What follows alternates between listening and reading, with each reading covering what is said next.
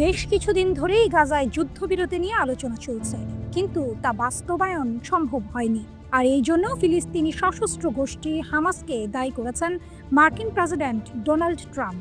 Hamas যুদ্ধবিরতি চায় না বলে মন্তব্য করেছেন তিনি। শুক্রবার 25 জুলাই হোয়াইট হাউসে সাংবাদিকদের সঙ্গে আলাপকালে ট্রাম্প এসব কথা বলেন। They pulled out of Gaza. They pulled out in terms of negotiating. It was too bad. Hamas didn't really want to make a deal. I think they want to die, and it's very, very bad. Trump বলেন, আমরা শেষ কয়েকজন জিম্মির মুক্তির ব্যাপারে আলোচনা করছি, কিন্তু Hamas বুঝতে পারছে সবাইকে ছেড়ে দিলে তাদের ভাগ্যে কি ঘটতে পারে।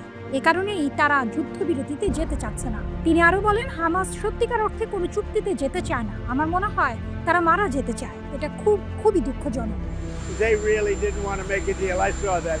So they pulled out, and they're going to have to fight, and they're going to have to clean it up. You're going to have to get rid of it. এর আগে বৃহস্পতিবার ট্রাম্পের মধ্যপ্রাচ্য বিষয়ক দূত স্টিভ উইটকফ জানিয়েছেন, যুক্তরাষ্ট্র যুদ্ধবিরতি আলোচনায় নিজেদের ভূমিকা সীমিত করছে। তিনি বলেন, হামাসের পক্ষ থেকে আমরা এখনো কোনো আন্তরিক আগ্রহ দেখতে পাইনি, তবে যুক্তরাষ্ট্রের এমন অবস্থানে বিস্ময় প্রকাশ করেছে হামাস। গোষ্ঠীটি জানিয়েছে, তারা মধ্যস্থতাকারীদের চেষ্টা সফল করতে আন্তরিকভাবে প্রতিশ্রুতিবদ্ধ ছিল।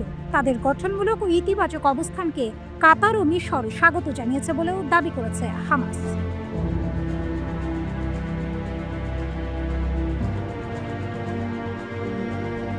এদিকে ইসরায়েলও এই ইঙ্গিত দিয়ে বলেছে তারা যুদ্ধবিরতি আলোচনায় অনাগ্রহী। এরই মধ্যে কাতারে চলমান আলোচনা থেকে তারা নিজস্ব প্রতিনিধি দলকে ফিরিয়ে নিয়েছে।